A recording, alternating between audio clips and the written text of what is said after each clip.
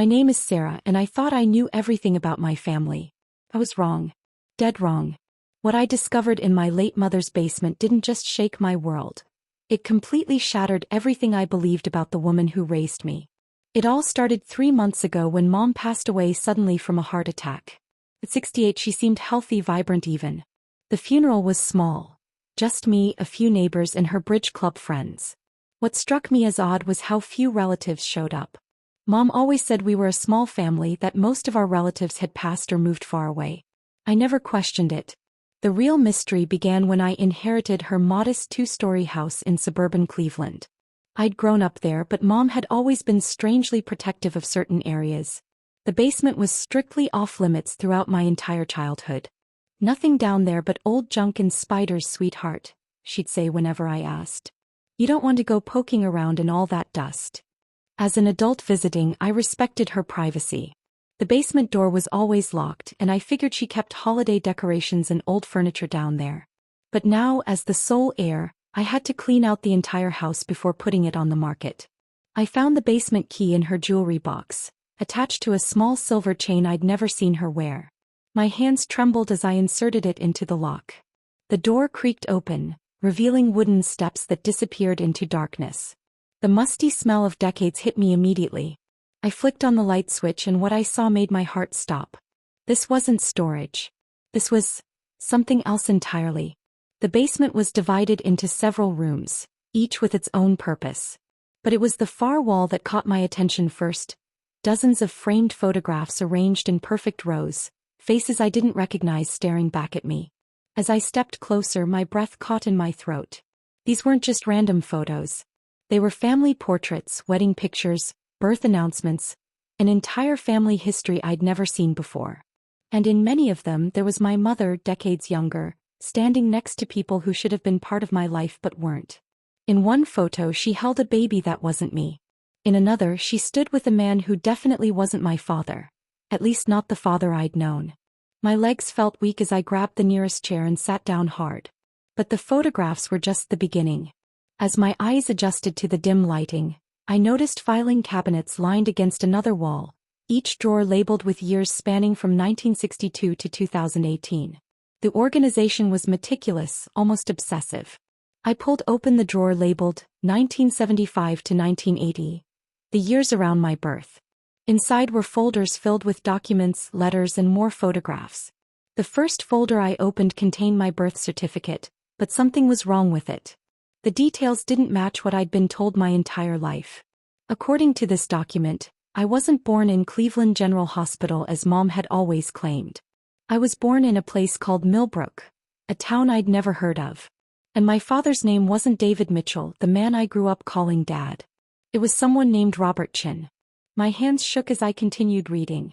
There were medical records, school transcripts from schools I'd never attended, and most disturbing of all, what appeared to be multiple birth certificates for me, each one slightly different, as if my identity had been adjusted over time. The room began to spin. Who was I? Who was my mother? And why had she spent my entire life lying to me about our family? I heard a sound upstairs, the front door closing. My heart hammered against my ribs. I thought I was alone in the house. Had someone else come in? Did someone else have a key? "Hello," I called out, my voice echoing in the basement. "Is someone there?" Footsteps creaked across the floor above me. Slow, deliberate footsteps, as if someone was searching for something. Or someone. The footsteps stopped directly above where I stood in the basement. My heart pounded so loudly I was sure whoever was upstairs could hear it. I quietly closed the filing cabinet drawer and moved toward the stairs, clutching one of the mysterious documents in my hand. "Sarah? Are you down there?" The voice was female, elderly, and completely unfamiliar. I climbed the stairs slowly, trying to process what was happening. At the top, I found myself face to face with a woman in her 70s, gray-haired and wearing a navy blue coat despite the warm weather. She looked at me with a mixture of sadness and something else. "Fear? Who are you?" I demanded. "How did you get in here?" "I'm sorry, dear. I used my key. I'm Eleanor Whitman, your mother's." "Well, it's complicated." She held up an identical key to the one I'd found. "I've been checking on the house since Margaret passed. I didn't expect to find anyone here." "Margaret?" My mother's name was Helen. Helen Mitchell. Eleanor's face crumpled with an expression I couldn't quite read. Oh, sweetheart. You don't know, do you? She never told you. Told me what? But even as I asked, I was beginning to suspect that everything I thought I knew about my life was built on lies. Eleanor looked toward the basement door which I'd left ajar. You found her archive, didn't you? The photographs, the documents. I nodded, unable to speak. Sit down, Sarah. Please. This is going to be difficult to hear. Eleanor settled onto the familiar couch where I'd watched countless movies with Mom. With Margaret? As a child. Your mother's real name was Margaret Eleanor Chin. She was my daughter-in-law, married to my son Robert. Eleanor's voice broke slightly. You're my granddaughter, Sarah. I've been searching for you for over 30 years. The world tilted. That's impossible. My father was David Mitchell. He died when I was 5. Mom showed me his pictures, his military medals. David Mitchell was a real person, but he wasn't your father. Margaret took his identity after he died. He had no family, no one to question his background. She created an entire fictional life around his persona. Eleanor pulled out a wallet-sized photograph and handed it to me. This is your real father, Robert. My son. The man in the photograph had my eyes, my nose, my stubborn chin. The resemblance was unmistakable. Where is he? Why isn't he here? I whispered. Eleanor's face darkened. He died 28 years ago, Sarah. And Margaret, your mother, she's the reason why. I felt like I was drowning. What do you mean? Margaret was involved with some very dangerous people before she met Robert. People who don't forgive debts or betrayals. When Robert married her, he thought love could protect her from her past. He was wrong. Eleanor dabbed at her eyes with a tissue. They killed him, and they would have killed both of you if Margaret hadn't disappeared. Disappeared. She staged her own death, took you and vanished. She'd been planning it for months, creating new identities, setting up safe houses. The basement downstairs was her command center. She documented everything, kept records of every move, every new identity she created. I thought about the filing cabinets, the meticulous organization. How many identities did she have? Over the years? At least a dozen that I know of. Helen Mitchell was just the last one, the one she used the longest because she finally felt safe. Eleanor stood and walked to the window, looking out at the quiet suburban street. She was brilliant at it, Sarah. Too brilliant. She erased herself so completely that even I couldn't find you. Then how did you find me now? Eleanor turned back to me with a sad smile. Because she wanted me to. Before she died, she called me for the first time in 30 years. She said she was tired of running, tired of lying, and that if anything happened to her, I should come here.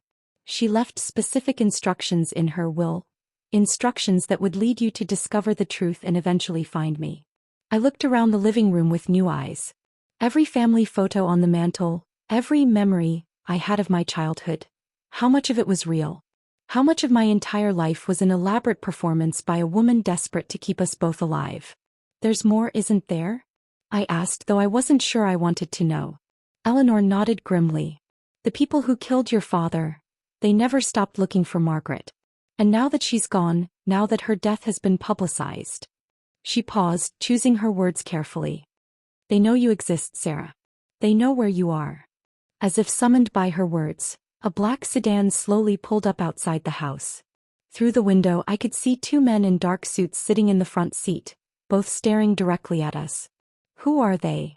I whispered. The past catching up, Eleanor replied, moving away from the window. We need to get to the basement. No. There are things down there you need to see and not much time to see them. But as we headed toward the basement door, I heard the unmistakable sound of car doors slamming shut outside. We made it to the basement just as I heard the front door handle rattle.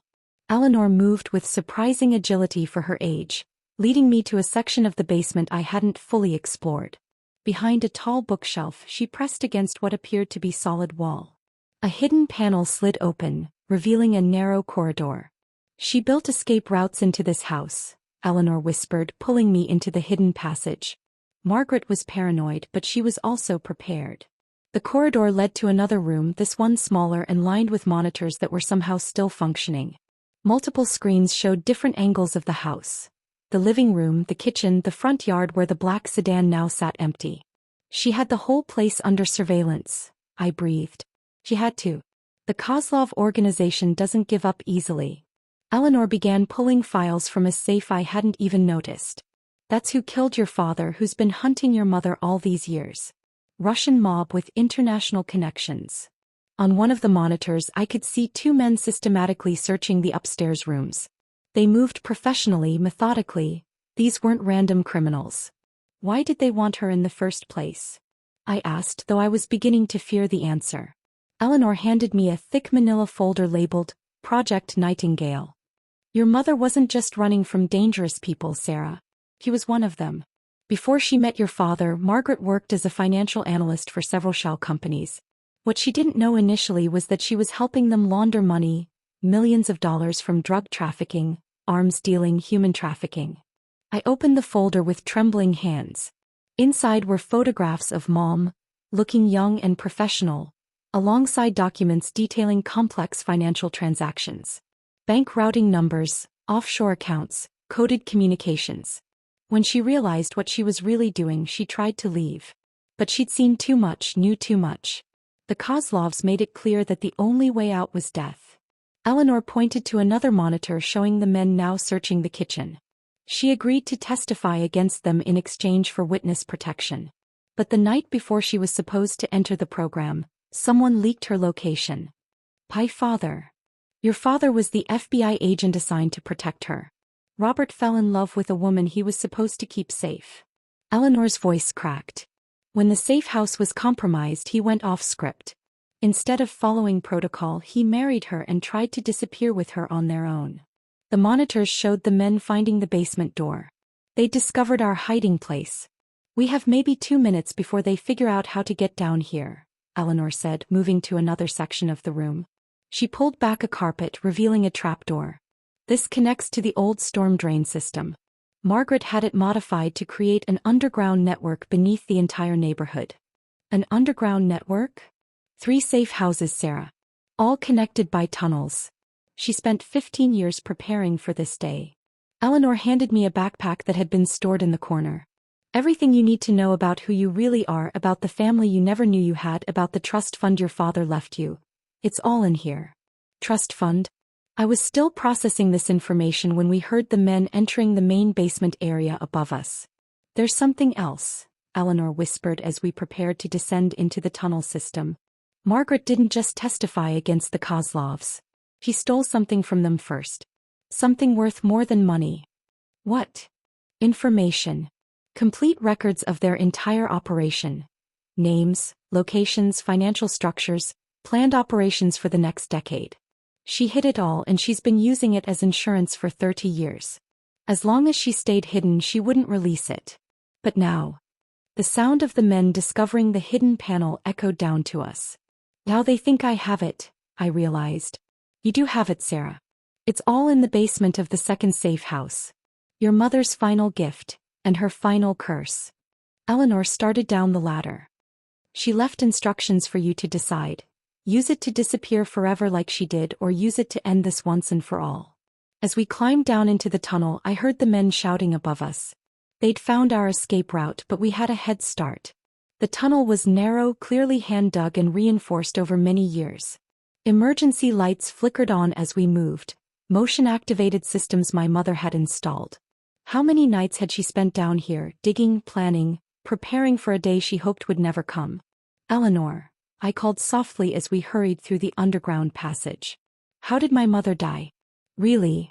She stopped walking and turned back to me, her face illuminated by the emergency lighting. She didn't die of a heart attack, did she? Eleanor shook her head slowly. She was poisoned, Sarah. They found her 3 days before they found you. Margaret knew they were closing in. Her final phone call to me wasn't just to give instructions, it was to say goodbye. The tunnel ahead split into 3 directions. Eleanor consulted a hand-drawn map from her pocket. Left leads to a house 2 blocks away. Right goes to the cemetery. There's an exit in the old maintenance shed. Straight ahead leads to the second safe house, where all of Margaret's secrets are waiting. She looked at me seriously. This is your choice, Sarah. Run and spend the rest of your life hiding like your mother did, or face this head-on. Behind us, I could hear echoing footsteps. They'd entered the tunnel system. But there was something Eleanor hadn't told me yet. Something I could see in her eyes. There's more, isn't there? Something about why they killed my father specifically. Eleanor's face went pale. Your father wasn't just assigned to protect your mother, Sarah. He was undercover inside the Kozlov organization for 2 years before he met her. They didn't just kill him because he tried to save her. They killed him because he was the FBI agent who had been feeding information to law enforcement all along. The footsteps were getting closer. And they think the apple doesn't fall far from the tree. We chose the tunnel leading straight ahead, toward the second safe house and whatever secrets my mother had left waiting there. The emergency lights created an eerie pathway through what felt like a suburban underground railroad built by one woman's determination to survive. How long did it take her to build all this? I whispered as we hurried through the narrow passage. 15 years, Eleanor replied. She worked mostly at night, told neighbors she was having foundation repairs done. She was incredibly methodical: soil disposal, structural support, ventilation systems. Your mother was an engineer before she got involved with the wrong people. An engineer. Another piece of my mother's true identity I'd never known. Growing up, she'd worked as a bookkeeper for a local accounting firm. Had that been covered too? The tunnel began to slope upward, and ahead I could see another ladder leading to what must be the second safe house. But Eleanor stopped suddenly, holding up her hand for silence. Do you hear that? She whispered. I listened carefully. Behind us, the footsteps of our pursuers. But ahead of us, voices. Multiple voices speaking in what sounded like Russian. They found the other house, Eleanor breathed. They're already there. We were trapped between two groups of people who wanted us dead. But Eleanor surprised me by smiling grimly. Your mother planned for this too. She pulled out what looked like a simple garage door opener from her pocket. She called it the nuclear option. What does it do? Every tunnel has emergency flood protocols. If she pressed this button, the entire network would fill with water from the municipal system, flushing out anyone inside and making the passages impassable for hours. Eleanor looked at me seriously. But we'd drown too unless we reached the emergency air pocket in the next 60 seconds. The voices above us were getting clearer. I could make out at least 3 different men, and they were arguing about something. There's a third option, Eleanor said suddenly. Something your mother discovered just before she died. Something she didn't even tell me until that final phone call. What? There's a fourth safe house. One that's not just connected to this tunnel system. One that's connected to something much bigger. Eleanor consulted her map again. During her tunneling, Margaret accidentally broke through into an existing underground network. Something that was already here. Already here? This entire neighborhood was built on top of an old Cold War bunker system. Government safe houses from the 1960s that were abandoned and forgotten. Your mother didn't just create escape routes. She found a way into a classified underground facility. The implications hit me immediately. My mother had access to government secrets too? For 15 years she's been using abandoned CIA safe houses as her own personal storage facility. Files, documents, evidence from dozens of cases that were supposed to be destroyed decades ago. Eleanor started moving toward a section of tunnel I hadn't noticed before. Including everything about the original FBI operation that got your parents killed. Behind us, the footsteps stopped. I heard one of our pursuers speaking into what sounded like a radio, reporting our escape route. Above us, the arguing voices suddenly stopped too. They're coordinating, Eleanor realized. Both groups are working together now. But as we reached the concealed entrance to the government tunnel system, Eleanor pulled out a second device. This one looking more sophisticated than a garage door opener. What's that? Your mother's final insurance policy. She didn't just steal financial records from the Kozlovs. She didn't just document their operations. Eleanor's face was grim with determination. She spent 15 years gathering evidence about government corruption, FBI leaks, CIA operations that were supposed to stay buried. She knew that someday someone would come for you, and when they did, you'd need leverage that was bigger than just one crime family. She activated the device, and suddenly the narrow tunnel was flooded with light. Hidden panels slid open, revealing a space that looked like it belonged in a science fiction movie, banks of computer servers, walls lined with filing cabinets, and multiple workstations with equipment that looked far more advanced than anything from the 1960s. This facility was never abandoned, I realized. It's still active. Your mother discovered it by accident, but she's been using it with permission for the last 8 years. Eleanor moved to one of the computer terminals, which activated at her touch. She made a deal with certain elements within the intelligence community. She'd keep their secrets safe and they'd keep her safe. But she's dead. Because the deal broke down. Someone higher up the chain decided she knew too much, was too dangerous to keep alive. Eleanor pulled up files on the computer screen, thousands of documents, photographs, audio recordings. But they didn't know about you, Sarah. They didn't know she'd been training a successor. A successor? Eleanor turned to me with an expression that was equal parts pride and sorrow. Every summer when you visited your mother, when you thought you were just spending time in the basement organizing her old papers, you were actually being trained to manage one of the most comprehensive intelligence databases in existence. I thought back to those summer afternoons helping Mom sort through what I'd thought were just old tax records and business documents.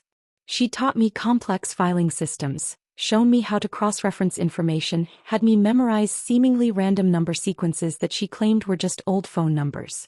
She was teaching me to be a spy. She was teaching you to survive. And now, Eleanor gestured to the screens around us. You have enough information to bring down not just the Kozlov organization, but half the corrupt officials in 3 different government agencies. Suddenly, alarms began blaring throughout the facility. Red lights flashed, an automated voice announced, "Unauthorized access detected. Lockdown initiated." What's happening? Eleanor's face went white as she looked at one of the monitoring screens. The people upstairs, they weren't just Kozlov soldiers. Look. On the screen I could see the men who'd been chasing us, but now they were wearing different clothing, tactical gear with official badges visible. FBI, I breathed. The corrupt elements your mother was protecting secrets about. They're not here to arrest you, Sarah. They're here to tie up loose ends. Eleanor began rapidly downloading files from the computer system. Your mother's deal wasn't just with good guys in the intelligence community. She was playing both sides, and now both sides want her secrets destroyed. The lockdown was sealing us inside, but it was also keeping everyone else out. For the moment. How long do we have? Maybe an hour before they figure out how to breach the lockdown. Eleanor handed me a tablet loaded with files. Long enough for you to learn the truth about everything. Your parents, the Kozlovs, the government conspiracy, and... She hesitated. And what? And why your mother spent 30 years preparing you for this exact moment. She didn't just want to keep you safe, Sarah. She wanted to give you the power to finish what she and your father started. But before Eleanor could explain further, one of the computer screens flickered and displayed a new message. Hello, Sarah. If you're reading this, then I'm dead and you're in danger. But you're also exactly where I need you to be. Press Enter to begin the final phase of Operation Nightingale. My mother's voice echoed through the facility's speakers. Everything I've told Eleanor is true, sweetheart. But it's not the whole truth. The real reason they killed your father, the real reason they've been hunting me, the real reason you're the key to ending this. That story begins with what really happened the night you were born. I pressed Enter, and my mother's voice filled the underground facility with a warmth I hadn't heard in months. But her words sent chills through me that had nothing to do with the cold concrete walls surrounding us. Sarah, if you're hearing this recording, then Eleanor has brought you to the place where you were actually born. Not Cleveland General Hospital. Here in this underground facility surrounded by government secrets and protected by people who needed me to survive. Eleanor squeezed my shoulder as Mom's voice continued. The recording was accompanied by photographs appearing on multiple screens, pictures I'd never seen of my mother heavily pregnant in this very room. The night you were born was the night everything went wrong with the original plan. Your father and I weren't supposed to fall in love. I wasn't supposed to get pregnant. And we definitely weren't supposed to discover that the FBI operation to bring down the Kozlovs was being sabotaged from the inside. New images flashed on the screens, surveillance photos of meetings, document headers marked classified, and most shocking of all, photos of Robert Chin, my father, meeting with men I now recognized as Kozlov associates. Your father wasn't just undercover in the Kozlov organization, Sarah. He'd been turned.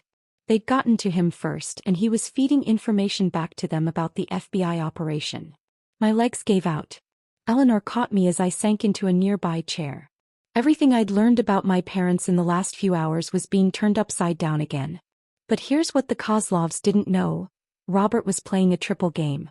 He was feeding them information, yes, but it was carefully chosen intelligence designed to eventually expose their entire network. He was building the biggest organized crime case in FBI history, and he was doing it by making them think they'd corrupted him. The screens now showed complex charts, financial records, organizational structures, the kind of detailed intelligence that could only come from someone deep inside a criminal organization. The problem was, there were FBI agents who really had been corrupted by the Kozlovs. And when they realized what Robert was actually doing, they decided to eliminate both of us before his real plan could be exposed. Eleanor moved to another terminal, pulling up additional files. "This is why your mother could never use official witness protection," she explained. She didn't know which agents she could trust. Mom's voice continued. "The night you were born, Sarah, Robert came to me with evidence that there would be an attempt on both our lives within 48 hours. We had maybe 2 days to disappear and I was in labor. So he brought me here to a facility he'd discovered during his investigation. A place where certain elements within the intelligence community conduct operations that officially don't exist. The pieces were starting to come together. She made a deal with them. I traded everything Robert had gathered about the Kozlovs in exchange for protection and access to this facility. But the deal came with conditions. I could never surface again. You could never know the truth. And if anyone ever came for you, I would have to ensure that Robert's evidence would finally see the light of day." More screens activated around us, showing what appeared to be a vast digital archive. Thousands upon thousands of files, recordings, photographs, financial records. For 30 years I've been adding to Robert's original intelligence. Every corrupt FBI agent who worked with the Kozlovs. Every politician they bought. Every judge they owned. Every business they used for money laundering. My mother's voice grew stronger, more determined. The evidence in this facility doesn't just expose the Kozlov organization. It exposes 30 years of institutional corruption that goes all the way to Washington. Eleanor looked at me seriously. "Your mother didn't just want to keep you safe, Sarah. She wanted to give you the power to clean house. To finish what your father started and do it in a way that couldn't be covered up or buried." "But why me? Why not just release everything herself?" Mom's voice seemed to answer my question directly. "Because I'm a woman with a criminal past who's been hiding for 3 decades. My credibility could be questioned, my evidence could be dismissed as the revenge fantasy of a bitter fugitive. But you, Sarah, you're an innocent victim. You're the daughter of a murdered FBI agent. You're sympathetic, credible, and most importantly, you have something I never had." "What?" "You have a choice. You can take this evidence and disappear with it, using it only as insurance for your own safety like I did. Or you can release all of it and trust that there are still enough honest people in law enforcement to act on it." The screens around us showed news footage, recent stories about government corruption, organized crime investigations, calls for transparency in law enforcement. The political climate had changed since my mother first went into hiding. But there's something else you need to know, Sarah. Something that makes this decision even more critical. The images on the screens shifted to show recent surveillance photos. The men who'd been chasing us, but in different contexts. Official government buildings, high-level meetings, classified briefings. The corrupt agents who wanted your father and me dead 30 years ago? They're not low-level operatives anymore. They've spent 3 decades climbing the ranks, gaining power, positioning themselves at the highest levels of law enforcement and intelligence gathering. They're not just covering up old crimes, they're committing new ones. Eleanor pulled up a current organizational chart. The man who ordered your mother's assassination is now the deputy director of the FBI. The agents who've been tracking you aren't just trying to protect old secrets, they're trying to protect ongoing criminal operations. Suddenly, the facility's alarms stopped. An eerie silence settled over the underground complex. "That's not a good sign," Eleanor muttered, checking the security monitors. The screens showed empty tunnels, no sign of our pursuers. "They're either gone or they're planning something bigger." Mom's voice continued with increasing urgency. "If you're hearing this recording, Sarah, then the moment of choice has arrived. In 30 minutes, if you don't actively stop it, everything in this facility will be automatically uploaded to news outlets, law enforcement agencies, and congressional oversight committees around the world. 30 years of evidence about the Kozlov organization and government corruption, released simultaneously from multiple sources, Impossible to suppress or deny. My heart stopped. 30 minutes? But if you choose to stop the upload, you'll have access to new identities, financial resources, and safe houses around the world. You can disappear completely and live whatever life you choose, anywhere you choose. Eleanor was checking her watch. We've been here for 23 minutes already. The choice is yours, sweetheart. Live free but hidden, or fight for a world where no one else has to hide from the truth. But as Mom's recording continued, the security monitors suddenly showed something that changed everything. The men who'd been chasing us weren't gone. They were setting up equipment around the building above us. Equipment that looked suspiciously like explosives. They're not trying to capture the evidence, Eleanor realized with growing horror. They're going to bury it. Literally. Mom's voice took on a tone I'd never heard before, fierce, determined, and absolutely fearless. If they're trying to destroy the evidence rather than suppress it, Sarah, then you'll know they're more desperate than I ever imagined. Which means the evidence is more damaging than even I realized. The countdown timer on the main screen showed 6 minutes remaining. And if they're willing to kill you to bury the truth, then you'll know that releasing it is the only way to survive. Because once this information is public, you'll be too valuable as a witness to eliminate. They'll need you alive to verify what's real and what's not.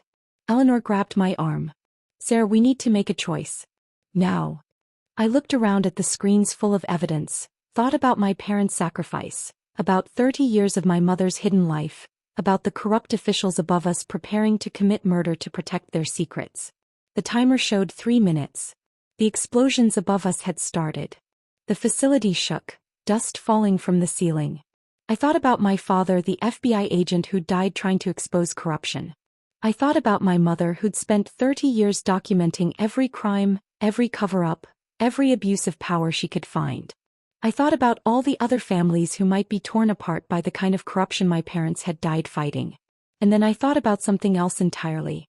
Eleanor, I said quietly, looking at her with new eyes. How did you really know to come to the house today? How did you know exactly when I'd find the basement? How did you have that key? She froze, her hand still on my arm. You weren't just my grandmother-in-law, were you? You weren't just someone who'd been searching for me for 30 years. Eleanor's face changed, the mask of grief and concern falling away to reveal something calculating underneath. You've been watching me my entire life. You've been part of this from the beginning. She smiled, but it wasn't the warm, sad smile of a grieving grandmother. It was cold, professional. Very good, Sarah. Your mother trained you better than I expected. Who are you really? I am Eleanor Whitman. I am Robert's mother. But I'm also the CIA operative who's been managing this entire operation for 3 decades. She pulled out a gun I hadn't seen her carrying. Your mother thought she was making a deal with rogue intelligence elements to protect you. But she was actually making a deal with me. The countdown timer showed 90 seconds.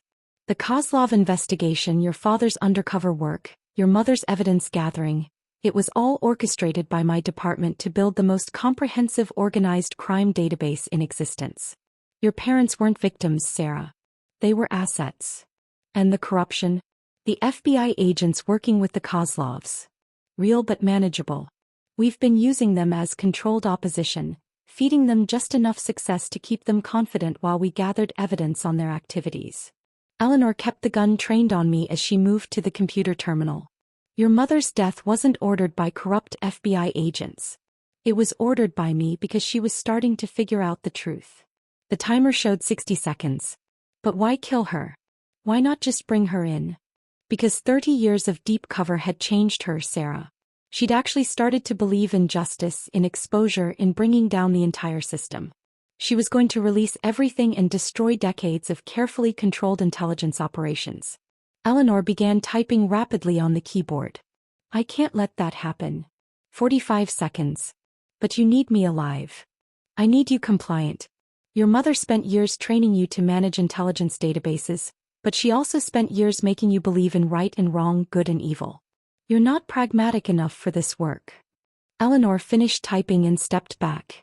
I've modified the upload. Instead of releasing your mother's evidence to news outlets and oversight committees, it's going directly to my department. We'll decide what sees the light of day and what remains classified. 30 seconds. But as Eleanor spoke, I realized something she didn't know. All those summers helping my mother organize files, learning her complex systems, memorizing those old phone numbers. Mom hadn't just been training me to manage intelligence. She'd been teaching me to recognize when intelligence was being manipulated. And I'd been learning. 20 seconds. Eleanor, I said calmly. When you modified the upload destination, did you check what you were actually redirecting? Her confident expression flickered. Because my mother was smarter than both of us. The files you just redirected aren't her intelligence archive. They're a virus designed to expose and destroy any system that tries to intercept her real evidence. 15 seconds. Eleanor lunged for the keyboard, but it was too late. The screens around us began displaying new information. Not my mother's evidence, but real-time surveillance footage from CIA safe houses, classified operation records, the true identities of deep-cover operatives around the world. 10 seconds. What did she do? Eleanor whispered, watching decades of classified intelligence operations being exposed. She did what she always did, I said, backing toward the emergency exit. She planned for every possible betrayal, including yours. 5 seconds. The real evidence was never stored here, Eleanor. This was just the bait. 0. As the facility systems completed their upload, I understood the final truth about my mother's 30-year plan. She hadn't just been gathering evidence on crime and corruption. She'd been documenting the intelligence operations that enabled both, the shadow networks that decided which criminals to prosecute and which to protect, the agencies that had become indistinguishable from the organizations they were supposed to be fighting. Eleanor raised her gun as emergency klaxons began wailing throughout the facility, but before she could fire, the emergency exit burst open. Not more corrupt agents or Kozlov soldiers, but actual federal marshals responding to the massive intelligence leak that was already making headlines around the world. Eleanor Whitman, you're under arrest for treason, murder, and conspiracy against the United States of America. As they led Eleanor away, she looked back at me with something that might have been respect. Your mother really did train you well. But as I finally emerged into daylight with news crews gathering and my phone buzzing with calls from reporters around the world, I realized that my mother's most important lesson hadn't been about intelligence gathering or evidence management. It had been about trust. She'd spent 30 years teaching me that the most dangerous people aren't always the obvious criminals. Sometimes they're the ones who claim to be protecting you while using you for their own purposes. Sometimes they're family. And sometimes the only way to find the truth is to be willing to expose everyone's lies, including your own. 3 months later, as I testified before Congress about the corruption I'd helped expose, I finally understood what my mother had really given me. Not just evidence of crimes, but the knowledge that truth is more powerful than any organization trying to suppress it. The Kozlov crime family was destroyed. The corrupt FBI agents were imprisoned. The CIA operation that had manipulated my entire family for 3 decades was disbanded. But most importantly, I was finally free to be exactly who I chose to be. Surgeon. Daughter of heroes. Survivor of lies. And the woman who learned that sometimes the most dangerous truth is the one about the people you trust most.